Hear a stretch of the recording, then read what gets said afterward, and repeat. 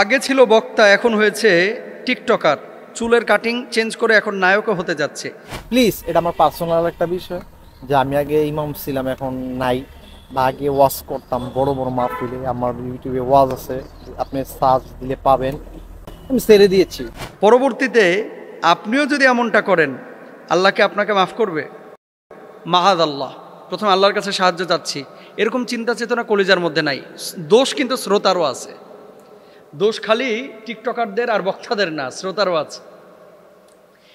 চলনে বলনে কথনে কোনো দিনের সিমটমই নাই, খালি জুব্বাটা আছে, দাড়িটা আছে আর টুপিটা আছে, ঠোঁটো লিপস্টিক মারিয়া, তারপরে এলোমেলো কিছু আলোচনা, আমার এখান থেকে কুদ্দুর, মিজান ভাইয়ের ওখান থেকে কুদ্দুর, শাইখ আহমদুল্লাহ সাহেবের ওখান থেকে কুদ্দুর, আরেকজনের থেকে নিয়ে এসা কোকিল পাখির মতো, তুতা পাখির মতো থরথর থরথর করে বলে ফেলায়। আর মানুষ মনে করে আরে বাপ রে বাপ, এ তো যেন তেন আলেম না। কেন শুনতে গিয়েছিলেন? বলবেন হুজুর বুঝি নাই তো। কেন বুঝবেন না? একজন স্কলারের 20টা আলোচনা শুনলেই বোঝা যায় যে এই স্কলারটা দৌড় কদ্দুর, এবং উনি পড়াশোনা করেন কিনা, কোরআন হাদিস সম্পর্কে তার জ্ঞান আছে কিনা। আপনারা এই যে এখানে সোশ্যাল মাধ্যমের অনেক ভাইরা আছে, অনেকে কি করে 2-3 হাজার টাকার জন্য রংপুর থেকে টানে নিয়ে এসে তারপরে এটার বক্তা বানায়। এর জন্য দায়ী বাংলাদেশের কয়েকটা মিডিয়া। আলহামদুলিল্লাহ, আমি এখানে এরকম কাউকে অ্যালাউ করি না এবং ঢুকতেও দিই না। আমি যে কথাটা বলতে চাচ্ছি, ইউটিউবার ভাই এবং শ্রোতা দুই পক্ষকে সোচ্চার হতে হবে। যার আলোচনা শুনবেন তার কতটুকু যোগ্যতা আছে আগে এটা বুঝে নেন, তারপর আলোচনাটা শোনেন। তিনি কোন ক্যাটাগরির? লজ্জায় মাথা নত হয়ে যায়। আসলে আমরা যাচ্ছি কোথায়? এতদিন ছিল বক্তা, ওয়াজ করেছে ইউটিউবে, বিভিন্ন মাহফিলেও দাওয়াত দিয়েছে, আর আজকে সে নায়ক হতে যাচ্ছে। জামার ঠিক নাই, পাঞ্জাবির ঠিক নাই, দাড়ির ঠিক নাই, চুলের কাটিং কুটিং করে এই বদমাইশি দেখবেন আবার 20 দিন 25 দিন পরে ভাইরাল হয়ে গেল, আবার হাজির ভাব ধরবে। জুতা দিয়া পিটাইয়া এই সমস্ত লম্পটগুলোকে সাইজ করে ফেলা উচিত।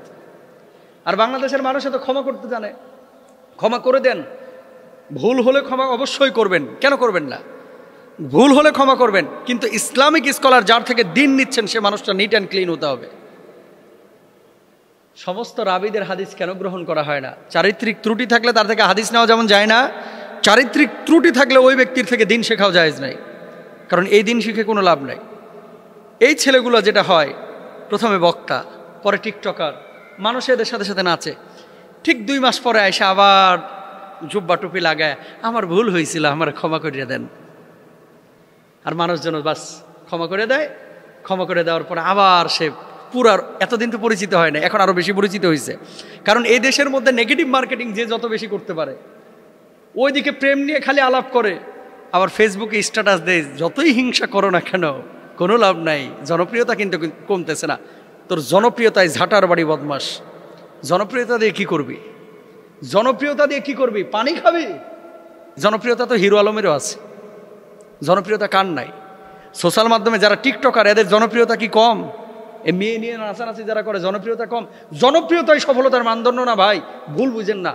সফলতার মানদণ্ড হচ্ছে এখলাস নিয়ে কতটুকু আপনি কাজ করতেছেন।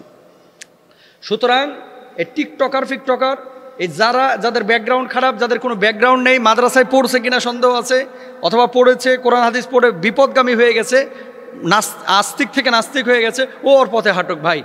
পরবর্তীতে যদি এরকম আয়সা ভুল হয়েছে ক্ষমা করে দেন, আজকে থেকে আবার ওয়াজ শুনতে শুরু করলাম, এই সমস্ত মানুষগুলোকে বয়কট করেন।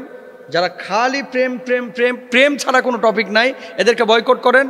যে সমস্ত মানুষগুলো আল্লাহকে, আল্লাহ রাসূলকে খুশি করার জন্য দাওয়াতি কাজ করছে, বড় বড় শাইখুল হাদিস মুহাদ্দিস আছে এলাকার মধ্যে, এদেরকে বেল দেয় না, ভাইরাল বক্তা খুঁজে খালি। কেন ভাইরাল বক্তা খুঁজতে হবে? অনেকে আমাদের কাছে ফোন দেয় মাহফিলের জন্য, আমি জিজ্ঞেস করি হোয়াটসঅ্যাপে নক দিলে যে এলাকার শাইখুল হাদিস মুহাদ্দিস বড় প্রিন্সিপাল, এদেরকে দাওয়াত দিচ্ছেন তো? আর নামটা সবসময় ওনাদের নামের নিচে আমাদের নামটা দিবেন, এটা বলে দিই। এলাকা ভিত্তিক বড় বড় শাইখুল হাদিস মুহাদ্দিসকে বেল দেয় না, পরিচিত ফেস, এই জন্য ওনার নামটা বড় করে দেয় না। কিয়ামতের আলামত। আল্লাহ আমাদেরকে বুঝদান করুক। এই টিকটকার, বিকারগ্রস্ত, মাদকাসক্ত, লম্পট ইতরদের থেকে আল্লাহ রব্বুল আলামিন আমাদের বাংলাদেশের মানুষগুলোকে, জমিনটাকে হেফাজতে রাখুক। আমিন।